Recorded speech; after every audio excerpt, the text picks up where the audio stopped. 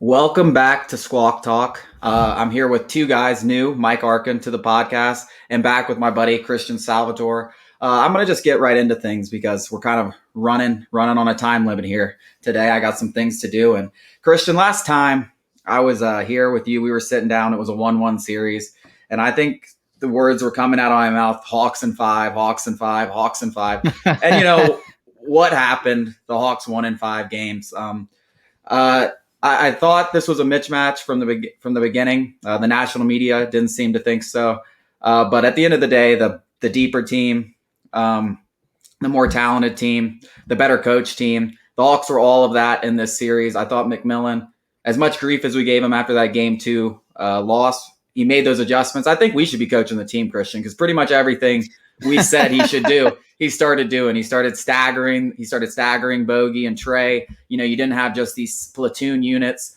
And there was a moment in game 5, I looked at my buddy, and there was about Knicks were making a little bit of a run. I think they cut it to about 8.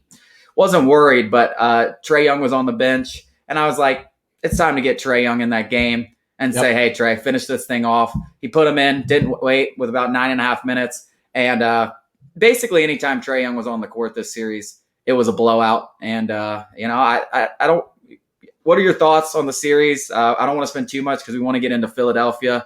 But what are your thoughts, Christian? Mike? Christian, go ahead first. First off, definitely, congrats to you, Chase, first and foremost, before any of the Hawks players for just making the right prediction. Great job by you. Me and JJ were on here. We both went 6. You went ahead and went with the 5, went with the bold take, and obviously that's what ended up going down. You pretty much said everything that I'd be looking to say. I thought McMillan did a great job of adjusting. I wouldn't say that it was panic mode. Of course, the Hawks split 2 games at home or 2 games on the road.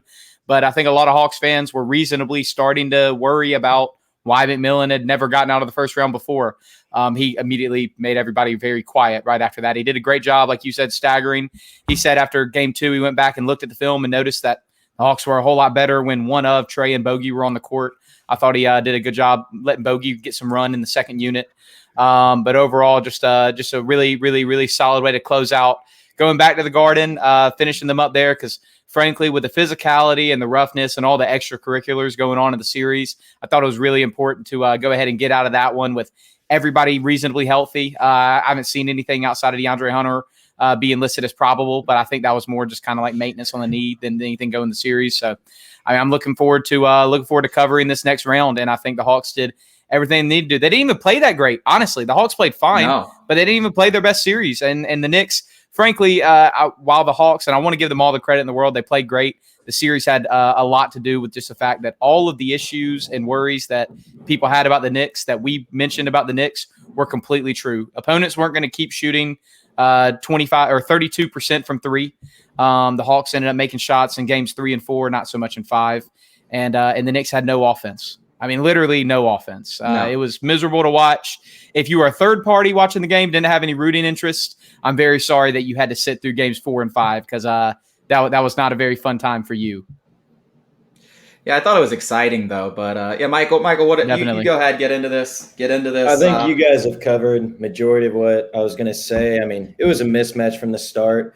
Seeing the national media go, 14 or 15 of the beat writers go New York. Yes. Mona Shelburne went Knicks in 5. Knicks in 5. She was close. Team, yeah. Just the wrong team. But I mean, if you know basketball, if you just look at both teams, Atlanta is so much better, so much deeper. They're a lot more efficient on every possession. Julius Randle is kind of who we thought he was. I mean, he dominated throughout the regular season, but come postseason, I think he's looking for a max. We kind of took some money away from him in my mind. And, Derrick Rose, the first 2-3 games, he was the only reason why they were in it. But obviously he's in his 30s. His knees weren't holding up. We're just younger. And I did like how we didn't play well last night. Trey obviously didn't play well until, the fourth quarter. And we were still kind of in control of that game. So it just shows that, we're definitely a pretty good team. And I think, come to Philadelphia, like we can give them a run for their money.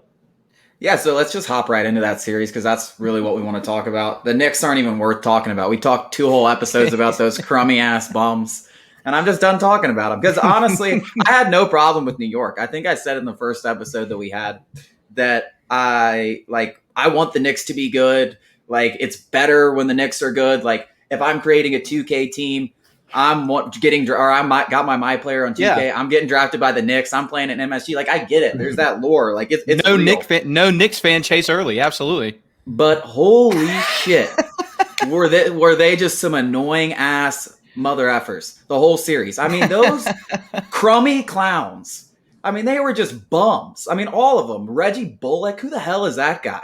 And I mean, I had to look up half their names before the series just to make an episode.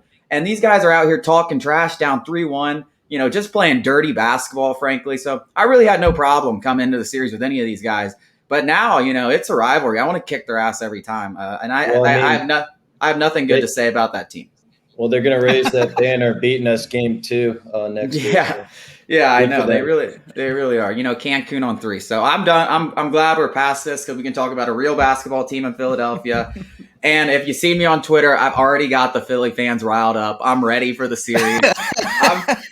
I'm talking the shit because I think we're going to beat them. I do. We'll get into series predictions and we'll probably do one with a healthy Embiid and with a not healthy Embiid.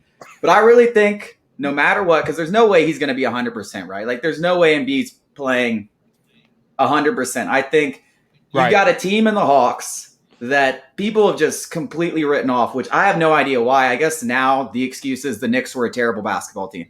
Screw that they won 40 games. They're a terrible basketball team. Bad coach. They had no chance. They had no business being in the playoffs.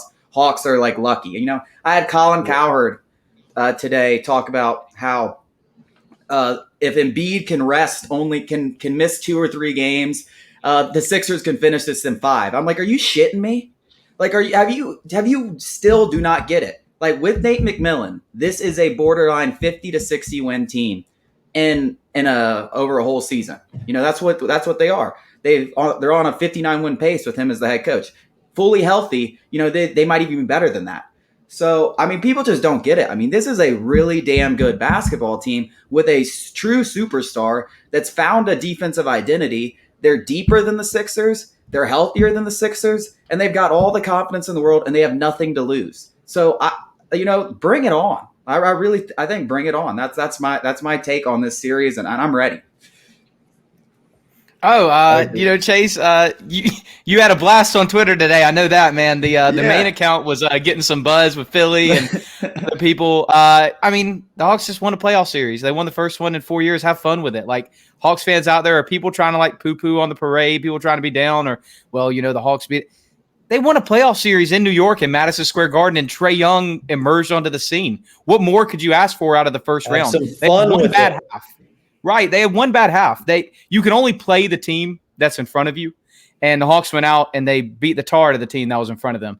Look, the Sixers obviously are a whole different animal than the New York Knicks. In a lot of ways, actually, interestingly enough, you kind of look at them as they're a much, much, much better version of the Knicks. They both identify defensively. They both hit their open shots. They both run a lot of their kind of like grittier, tougher kind of offense, even where they're getting downhill, playing post ups.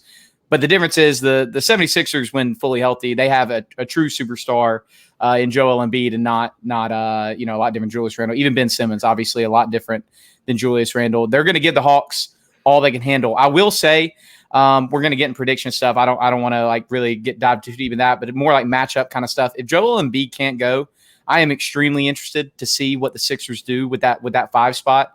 If you watched the game yesterday when they played Washington, they went with Ben Simmons defensively at the 5. Defensively they had Ben Simmons on Bradley Beal and Russell Westbrook.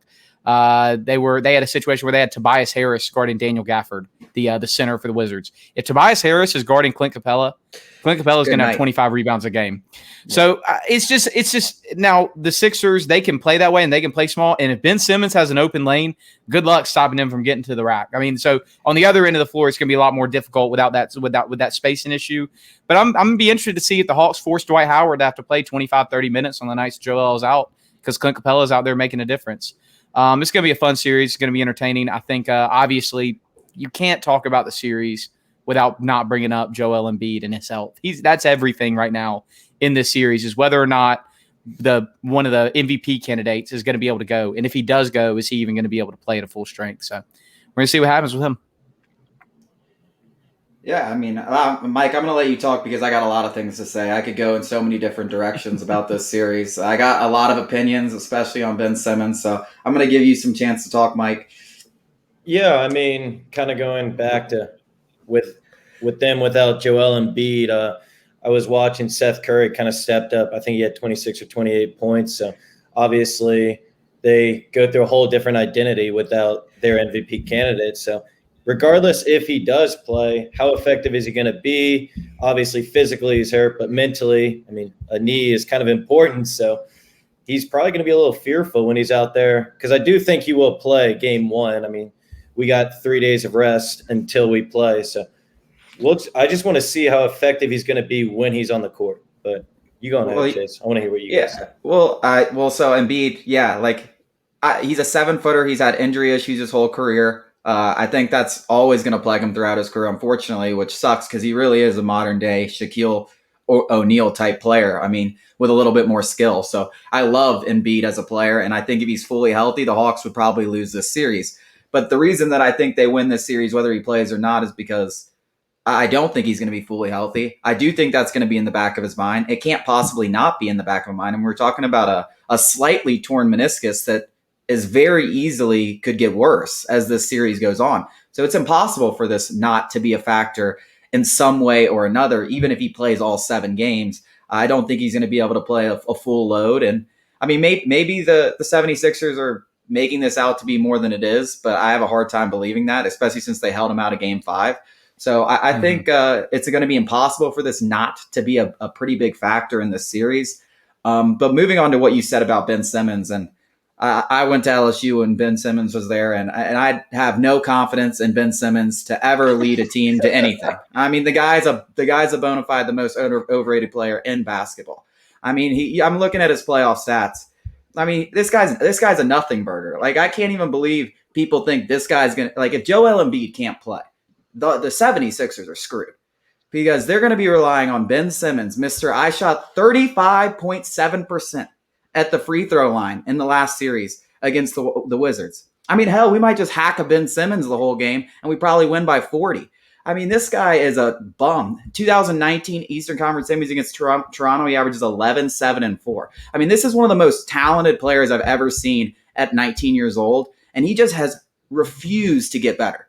And he doesn't have a winning mindset. So if you're relying on that guy to win your series, good luck. Because I got Trae Young. I got a bona fide killer on my team. I know that. He proved that.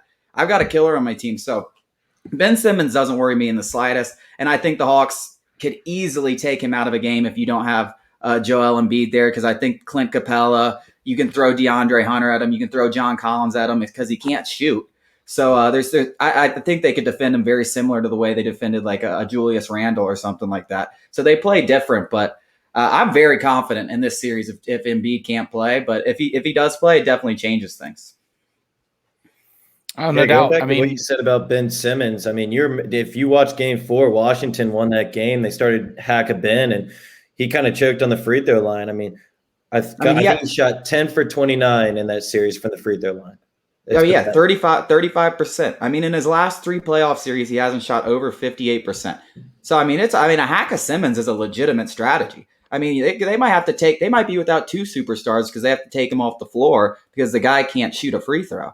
And so I'm confident, man. I mean, Christian, you know me, I'm a little, I'm little.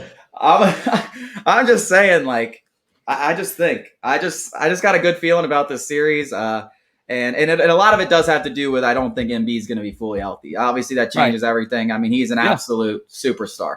But I'm confident in this Hawks team. And I think a lot of it also, as I go back to what I said in kind of the intro, the Hawks are a legitimate 50 to 60 win team over an 82 game schedule. I mean, they're that talented. So teams counting them out like this, even if they're fully healthy, the Hawks and Sixers over the regular season probably win the same amount of games. So I just, bring it on. I'm ready. I think you brought up a good point with Ben Simmons. You said it a lot more aggressively than I'm going to, but you're right. When you have a tendency. No. I have a little grudge with Ben Simmons. Not like a grudge, a vendetta. I don't have anything personal. I mean, what the hell? Right. But I just think he just effed around at my school when he was at LSU and didn't give a shit about the team. I didn't give a shit about anything but going to bars.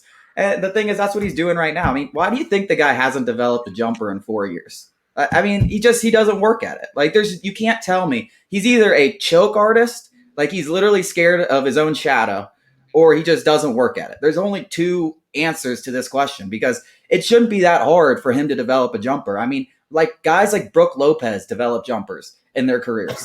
And he's like a 40% 3-point shooter. Like this guy didn't probably shoot a jumper until he was 31. And Ben Simmons can't do it. So, I mean, to me, it's laughable. I don't think he has the right mindset, the killer mindset to win championships. If I was Philly, I'd trade him for a king's ransom and try to pair Embiid with someone else. But that's probably something they might do in the future, especially if they lose this series. But I'm not a big Ben Simmons fan. Yeah, you say that about Ben Simmons. I think you're 100% right from the standpoint of, I think right in general about, him and the way that the jump shots come along has obviously been disappointing for Philly fans specifically. And for a lot of basketball fans that were expecting him to, really, really step up. And he was crowned the next LeBron, early in his career. Either way, Ben Simmons is one of those kind of players that, I think he's much more fit to be the second best player or even the third best player on a great team. He does a lot of the small things in basketball. He defends, he moves around off the ball, he rebounds, he'll make great cuts, he'll set solid screens. He does a lot of that stuff really well. But when you ask him to be your primary creator, when you ask him to be your number one source of offense, you're probably going to struggle. Against this Hawks team, they've shown and they've proven, over the past 5 games, over the past season, that when fully healthy, they're going to score points.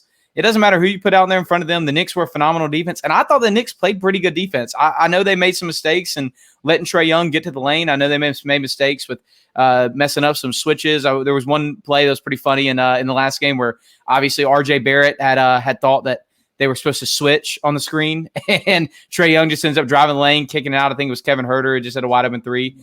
Either way, it's just with Ben Simmons, as the number one player on the team, I don't know how effective the offense can really be against the Hawks. And I think the Hawks are going to come out and score points. If there's one thing that this team has proven, there's one thing Trae Young's proven, is that they're going to come out there and score points. Now, Matisse Thybulle and Ben Simmons are going to do their best not to allow them. And they've got probably the 2 best guys that you could ask to try to guard Trae Young.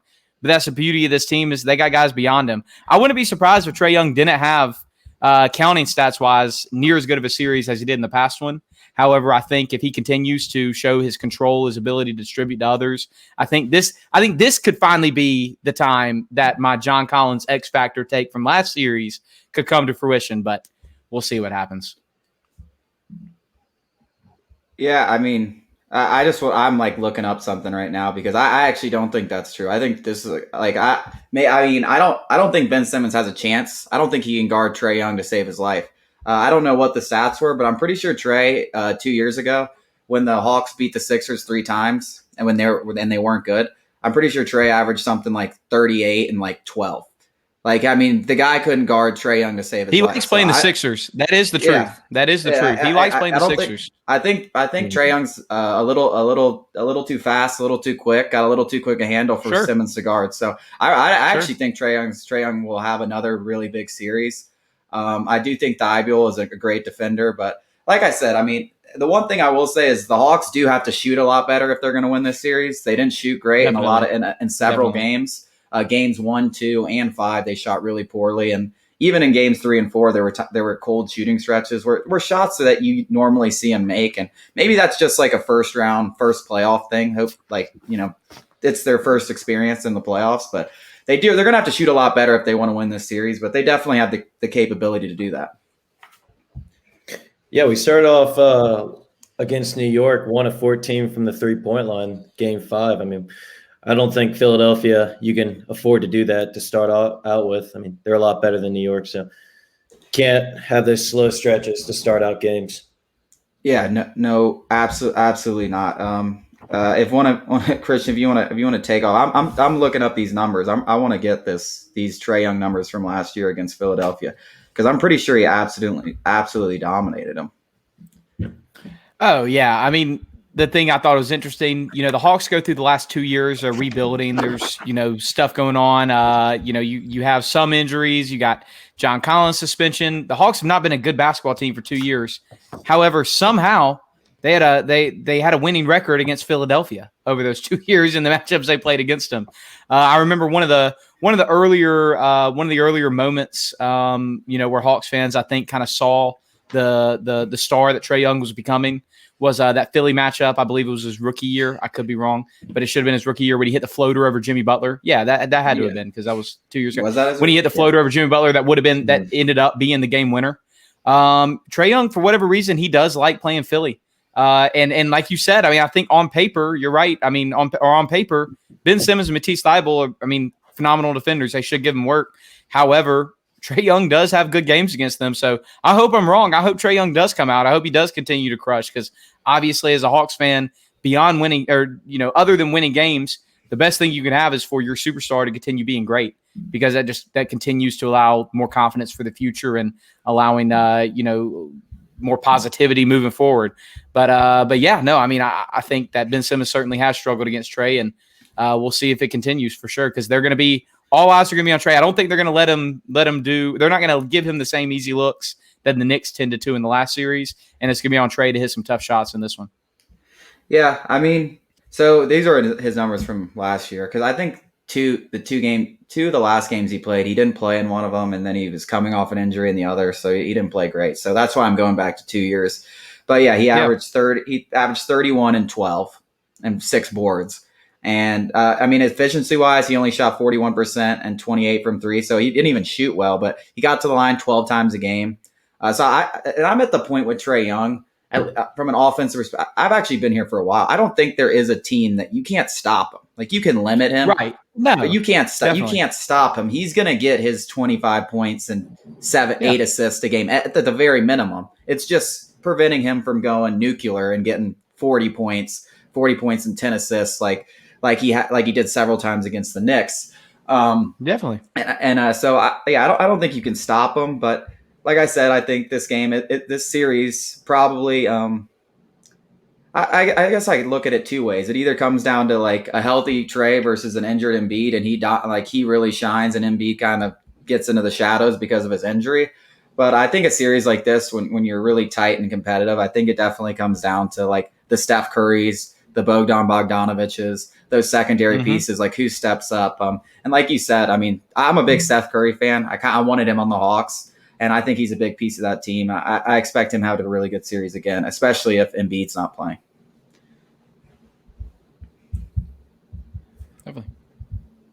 Good talk. Well, I mean, yeah, I know exactly. in there. Sorry, One thing that I am looking forward to or looking for is the really interesting thing schematically about Philly is with Embiid off the court, they can really afford to get really interesting with switches on pick and roll. Obviously, the Hawks love to set screens. They love to set that screen up top, have Clint, John, whoever roll to the basket. But if they come up, they may just start switching that because they're going to have 5 pretty decent defenders on the court, and it's going to be interesting to see if the Hawks have Trae Young go out there, who they want him to match up with. Do they want him to go one-on-one with Steph Curry or Steph Curry? I don't think he's in this series. Seth Curry. Do they want him to try to get matched up on Tobias with a little slower footing compared to the other guys? The Hawks are going to have a lot of options. Now, if Embiid's playing, if they have Howard out there, they're going to play a lot of drop, and then we're going to see a lot more Trae getting downhill, getting to his floater game, kicking out if the weak side defender picks in. But we're going to see what happens. I think Philly has a lot of options. I think Atlanta has a lot of options offensively. I think it's the same thing as last time. It's the Philly defense against the Hawks offense. I think it's still the most interesting matchup. And I'm looking forward a lot to see what both teams do. Yeah, and then you got obviously Doc Rivers out there in Philly, so that makes things interesting. I would have liked Hawks to face legend. him with Brett Brown. Yeah, Hawks legend. Yeah. But yeah, I think like you said, I mean, it's going to be interesting to see, Hawks legend Dwight Howard out there too. See how many minutes he gets. But yeah, I love this matchup. I'm glad we're gonna get this before we have to face a team like Brooklyn. I think that would have been really tough, facing those three superstars. but this matchup before we face a team like Brooklyn, Chase, man, I'm just saying, like, I just think we're gonna blow these guys out of the water. I just don't see them keeping up with us without Embiid. So they better hope to God that knee heals quickly, and that doesn't usually happen for 7-footers, but I like it. So I think we'll do a couple things that we did before the last series, and we'll go around with, who is going to be the Hawks' second guy. I think in the last series, it was kind of like a mix. I think we got Bogey. Bogey was pretty consistent throughout the series, but John Collins definitely had his spots. Even Danilo Gallinari, while he was frankly awful in about 3 games, he had 2 really solid ones. So who is going to be that second option behind Trae Young in this series? Christian or Mike, you start off first. You haven't said much. I feel like y'all are going to say, I don't know, Bogey, Capella. I kind of like DeAndre Hunter. I mean, he only played 23 games. He kind of peaked against New York. He's looking incredibly solid. Defensively, he's a stud. But offensively, I mean, Trae Young will kick it out to him, or DeAndre can create his own shot. So I'm excited to see what he can do. That's my guy. Yeah, I like that. I like that too, because I think Hunter, he really did look good, and especially in those last couple games. He was hitting those pull-up jumpers, and he had a lot of confidence. And I think that's another underrated part. You haven't even seen us really fully healthy. DeAndre Hunter's a dog. If he starts getting into this like this, we just take it to the next level. And I wrote the other day, Cam Reddish might even come back. I don't really see him probably playing. I have a hard time thinking they're just going to throw him in there, but he does have the defensive clamps. So I still think that would be a ridiculous thing to ask of him to come in and play some playoff minutes in the Eastern Conference semis. But I mean, he does have some chops, and I'm still a big Cam Reddish guy. But I would say my guy, I'm going to stick with, I think, did I go Collins last time or did I go Bogey? I'm going Bogey. The guy is fearless. He will shoot at every moment, and I love that about him. And I think he's just only going to get better as these playoffs go on. I mean, this is his first taste of playoff basketball too. He hit the big shot in game 1. He had a shaky game 2, but he's the guy. I think if Bogey gets hot, I mean, that's we haven't even seen Bogey hot. I mean, we really shot poorly in that series against the Knicks. If Bogey gets hot and starts making 25, 30 points like he did a lot in the second half of the season, I mean, it's just a scary team. I mean, there's a lot of options on this team. Definitely. I think you're right on the money there with Bogdanović. I mean, he shot 33% from 3 over the course of 5 games. I don't think he's going to do that again. The guy's shown time and time again he's a knockdown shooter. If he gets open looks, he's going to knock him down in this series. I feel pretty confident in that. However, we're gonna have 3 different guys. I love it. I'm going to go with Clint Capella, because whether or not Joel Embiid is healthy or not, one way or another, Clint Capella is going to swing this series for the Hawks. I think if we get at Embiid that's at least close to healthy, it's going to be really interesting to see if Capella can hold his own with him. One thing about Capella, he's a phenomenal center. He's one of the 5 best. He's probably the 3rd or 4th best center in the NBA. He is slightly built though, in comparison to some other guys. So seeing if his body would be able to hold up over a 7-game series with the monster that Joel Embiid really is going to be interesting. I would take him over just about anybody else. But Joel Embiid really is just that different. Now, if he's not healthy, on the other side, is Tobias Harris really going to be able to hold up with Clint Capella? And if he's not, and if Tobias Harris, Matisse Thybulle, if Ben Simmons, if they end up going to that, if they're not able to hold up with Capella underneath, they're going to be forced to play Dwight Howard, who, frankly, Dwight's been fine on the latter end of his career, and I think he's had a pretty good resurgence since the Hawks. He went through some tough times there of, obviously not being the most popular guy in the league and having some issues, not off the court or anything, of course, just more of his play on. But I think he's had a pretty nice, kind of tail end to his career. He won a championship in LA, and he was a pretty decent part of it last year. But, if they're forced to put Dwight Howard on the court, that mucks up the paint for Ben Simmons and everything they want to do offensively. Are you giving Dwight Howard post touches? When Dwight Howard was in Atlanta, he couldn't barely post up. So I don't think he's posting up against the Hawks now in 2021. So I'm going to go with Clint Capella. If Clint can get out there and stay on the court, whether if Embiid's healthy, that's huge. And if he's not healthy, I think Clint's going to go for a big series. And if he doesn't, he doesn't, and that's going to end up being a pretty big issue, something the Hawks may need to look at. Not if anything in sort of moving on from Capella, but more schematically and just looking at things that Nate may need to adjust in a game or two. But I think Capella is going to be the swing player for the Hawks outside of course, the number one guy. Yeah, man. I mean, if you were to give a pitch, you gave a great one. I'll tell you that one, Christian. I might want to change mine because I do. Now that you're talking about it, I mean, I do agree with a lot of what you said, and I think he can't have a huge series, especially if Embiid's out. And you're either forced to play Dwight Howard, who's an offensive really zero, or you are, forced to go smaller, where you can just bully them around. Because I mean, Capella's just you better hope he scored.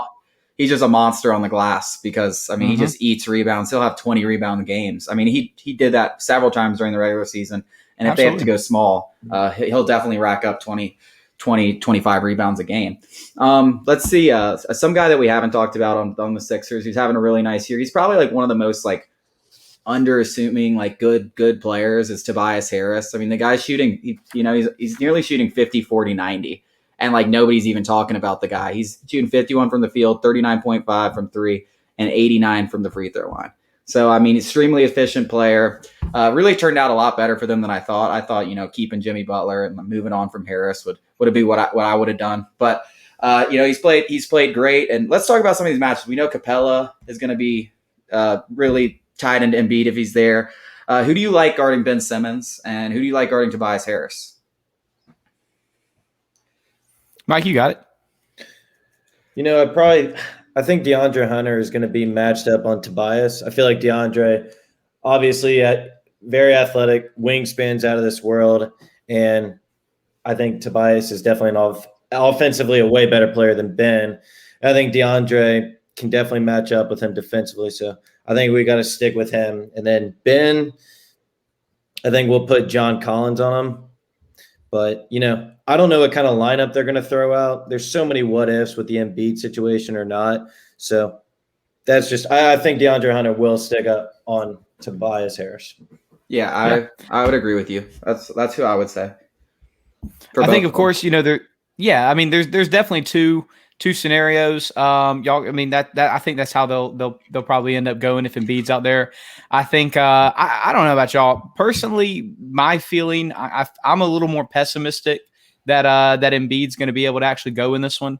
From my standpoint, I think from the stuff that I've been looking at, reading, just in general, I mean, a meniscus tear, no matter how small it is pretty dangerous. So if they end up going out there and Embiid's not healthy, I think DeAndre Hunter certainly would end up getting the call on Tobias Harris, and I think that Clint Capella would end up being on Ben Simmons defensively. You saw the Wizards; they had Daniel Gafford playing them. He didn't do great. I mean, Ben Simmons had 19. He had a triple double. He had 19 points.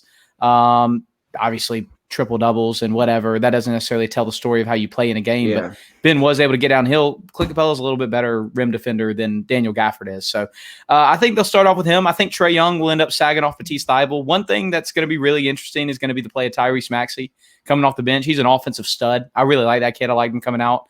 I think if he gets out there, it's going to be tough. You put him on the court with Seth Curry and Tyrese Maxey, Danny Green, Tobias Harris, and Ben Simmons. Where do you put Trae? I think naturally you're going to be inclined to put him on Seth Curry, Green. But now you got Trae. Yeah. You put it well. If you put him on either one, now you got Trae running through screen after screen after screen after screen, trying to get through, and you're wearing your best guy out. There's not a great option. I mean, Trae Young's got to defend. It's not like this last series you can just hide him on Reggie Bullock because the Knicks give you a gift and decide not to do any off-ball action. So it's not going to be perfect, but I would say they go Capella on Simmons. They got Hunter on Harris, and I think Hunter's about again, like we talked about Randall. In what we saw Randall, I think you got about the best guy you could ask for to be guarding their big, strong forward that's going to pull up for jump shots, drive the lane, and we'll see where they go from there. I cannot wait to see how much they deploy Maxey versus Thybulle, because Thybulle's defense is incredible. But if he's out there on the court, then they're just gifting Trae Young a defensive matchup that he's going to feast on. So let Trae Young rest on defense, and you'll end up being in trouble on the other end of the court. Well, let's also talk about in that Knicks series how well the Hawks played defensively. I mean, guys. First of all, Kevin Huerter was great all series on both sides of the ball. He's turned into a really solid defender this year. Bojan Bogdanovic has played some great defense of late. Trae Young, yeah, like you said, they did gift him and just let him, sag. But I mean, he played well defensively for Trae Young. He did. Perspective. I thought, I mean, we had Danilo Gallinari D'ing up freaking Julius Randle at times during that series, and he did pretty well in those scenarios. So I thought as a team, the Hawks really played some good defense, and I think they have a lot of good defenders to match up. I mean, obviously this is a totally different beast, but I think you're right. I think a key here for Philadelphia is making Trae work on defense. If you don't make him work on defense, he's gonna thrive on offense. And I think that's definitely got to be part of their game plan is making Trae work defensively, because talking shit doesn't work. Being physical with them defensively doesn't work, because I was talking about this during the game. Being physical with Trae Young on defense might be the worst thing you can do, because he's the king of drawing fouls. It's like, oh, you want to bump me? Oh, here's my ass, and here's a 3-point shot that you just gave me 3 shots. Right. You're gonna be fouled out in 10 minutes. So the physicality defensively, that doesn't really work. I think you have to tire him out defensively, make him run through screens, make him work. I think that's definitely got to be part of their Philadelphia's game plan. And if it's not, Doc Rivers should be looking for a new job. Yeah, we're getting Rivers fired after 1 year. I love it. Bro, I talk shit. Yeah, have you not realized I think, back to that Trae. Yeah, I haven't picked up on that. That guy I mean, if you talk shit to Trae or you get contact with him, I think he thrives off that stuff. You look at him in high school, if you watch any of his highlights, like kids will talk shit to him on the court, off the court, and he just loves it. He bowed in high school. He bowed when he beat the Knicks. Very signature kind of moment. But one thing I will say is I think with the Embiid situation, I do think it's kind of an advantage for Philly game 1, because we have to prepare all different kinds of ways. McMillan has to game plan. How are we going to face him without Embiid? And all of our players will have to figure this out. So I think going into game 1, I will say that I think Philadelphia does have an advantage, because I think they know what's going to happen with him. Well, yeah, unless Embiid doesn't play, then the advantage goes out. Then the advantage goes away pretty quick. I think he's going to play. I do. See, I'm with Christian here. I really think the reason I am so confident is because I don't think this is an injury that you just come back and play in 5 days. I mean, I've torn my meniscus before, and I wasn't 7 foot and had a huge injury problem. So, and it took me a month to play. So, it's not. I know it. They said slight tear. I mean, it's all, and it can get worse too. It's not an injury. Like, it's an injury that could definitely worsen. I mean, he has to play if he can. But this is not a joke of an injury. If he really has a slight tear in a meniscus, I don't see him playing game 1. Yeah. Well, Chase, let me ask you this real quick. If you're the management for the Sixers, and obviously we don't have the full medical facts, but he does have a slight tear in it. Would you feel comfortable putting your franchise cornerstone out on the court in the second round of the playoffs when he has a chance to fully injure it and really go down? I don't think so. I mean, I think that's why I'm a little pessimistic. Yeah, I think. I agree. If there's a serious chance that he could have a severe injury, something that keeps him out, 4 to 6 months or something like that, I think there's absolutely no way. I wouldn't even put him on the floor the whole series, because let's be real here, and I'm going to be real with the Hawks' chances of winning a championship. It's not going to happen. We've all said this. As much crap as I talk, I don't. I'm not delusional. That's where you draw the line. Yeah, right. Like I think Eastern Conference Finals is. Against Milwaukee and Brooklyn, I think that's where we tap out. I think we can win this series, but I think that's the realistic. That's my view of it. But Philly is not going to win it either. Like, they're not winning this. They're not winning. They're not beating Brooklyn. Like, they're not beating Milwaukee. I don't see it. Like, I know they had the best record in the NBA, but I don't really. If they really feel like this is a championship team, they have a great chance of winning it, maybe you risk it a little bit more. But I don't see that with Philly, despite them being the 1 seed, despite them winning 49 games. I don't really see them being a championship or bust team. So if there's a chance that he could seriously injure this, I don't think you can play him. Yeah, and most of the guys they have are under contract next year. So I mean, frankly, they're gonna be able to run it back if they want to. And again, I mean, it's not ideal. It sucks. I personally, I mean, honestly, I know from a Hawks perspective, it's always better when the other team's better players don't play. We all agree. Nobody on this podcast would ever say anything differently. We never root for injury. And it stinks that that one of the best players in the NBA isn't going to be able to play in this game. But honestly, it's just a matter of if the dude gets re-injured and he's going to end up ruining 2 seasons for them, not just this one. So Yeah. I don't know how much he's going to really be able to be out there. And that is why I definitely agree that the Hawks' chances are the Hawks should be favored. If Joel Embiid can't play, the Hawks should be favored in the series. There's and no I doubt. think we'll end up seeing that. I think we'll see that. I think Vegas will reflect it. Yeah, I mean, well, first of all, the Hawks are only like plus 160 right now. So, I mean, Vegas has been pretty high on the Hawks the whole regular season. Even when we were losing, Vegas was pretty high on the Hawks, and we were getting crushed. But now you kind of see why. They kind of saw the talent. I think the Sharps love us, and it's because they're kind of, they pay attention to everything. They don't just watch like the nationally televised games, and they see a really talented team. But I guess it's time. We pretty much covered pretty much everything we can in this series. I mean, we'll be back probably after game 2 next week, and we'll have a better idea of whether Embiid's playing, whether he's not. But I think it's time. You said the Hawks are favored, Christian, so I'll let you go first. But what's the prediction? What's the series prediction? And how do you see it going?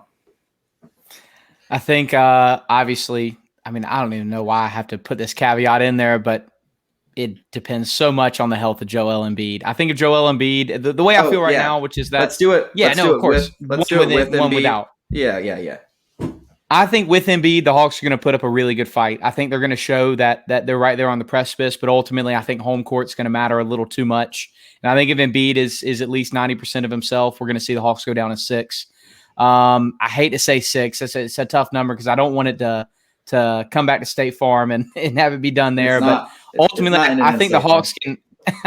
I think the Hawks are a very, very, very good basketball team, and they could definitely end up pulling it out. That's why 6 instead of saying Philly would close it out in 5. They're going to put up a good fight, but I think Embiid overall, I think the Sixers are a really good basketball team, and I do think the Sixers pull it out. Without Embiid, I think I go Hawks in the same amount of games. I still think the Sixers are good enough not to just completely fall apart. However, I think we'll see similar stuff where over the course of a full series, that offense is just not going to be able to hold up. So Hawks in 6 without Embiid, and we'll go Sixers in 6 if the big man's able to play. And Chase, I already see you shaking your head. Dadgummit. Yeah, I mean, I don't agree, but Mike, go ahead. I think the Atlanta Hawks this season are a tale of 2 teams. Obviously, we've all seen what we're like with Nate McMillan, 27-11. Out in the playoff games, we're even better. I mean, we are just as good as the Sixers when we started with Nate McMillan. I truly think if Embiid plays, it's obviously going to be a much tougher task. But I think with or without Embiid, I just think the Hawks will win in 6 games. I'm sorry. This team is too talented right now, too well coached. They match up incredibly. I think Tobias Harris is going to be kind of that X factor for Philly. But if we can kind of handle him and keep him under 25, I truly think this team can move on. But we're not going to beat the Nets. So we might as well have our fun right now. Well, yeah, we might as well have our fun because I agree. We're not going to beat the Nets. But that's biased or no bias. Or the Bucks. Don't count out the Bucks. Don't count out the Bucks. I'm telling you, the Bucks could beat the Nets. The Bucks could definitely. That's going to be a great series. I'm really excited for that one. The playoffs have just gotten significantly better over the last couple of years. There's a lot more good teams than there used to be. I mean, you look at the Eastern Conference top 4. I mean, that's 4 really, really good teams. And the Western Conference, you don't have like a super team. You have 4 just kind of solid teams, kind of like the Hawks. just like the Jazz and the Suns. Like they're very like Hawk-like teams. So it's going to be a lot of interesting matchups. And LeBron's going down tonight. Yeah, I agree. I think LeBron will lose tonight. But if there's no AD, I don't think he has a shot. Doesn't matter that they're at home. And I'm a LeBron fan. They're totally outmatched, I think. 100%. Yeah. So, I mean, I guess I'll get into my pick. And you already know what I'm going to say. Hawks in 3. You already know what I'm going to say. Yeah, for real. Hawks in 2. No, I think without Embiid, it's Hawks in 5. Yeah. I think they'll win in 5 games. I think they have a chance to sweep. I really do. I don't see it without Embiid. Like I don't like this team without Embiid. I don't like Ben Simmons. Sure. And maybe it's just a Ben Simmons hate. It might be that. It might be that. It might be just like a little mix of some Ben Simmons hate and my Hawks love. Because I like to say I'm part Hawk. I'm part Hawk these days. I'm part Hawk. So half human, half Hawk. I saw that today. I just saw a random cacaw off the Twitter account, and then just you know who's on the Twitter account when cacaw comes out. It's just me talking shit, dude. And that's the funniest thing. Like I'm gonna get one of these series. I'm gonna get absolutely shredded for my biasness. But hey, I said Hawks in 5 last time. It worked. I'm gonna say Hawks in 5 this time.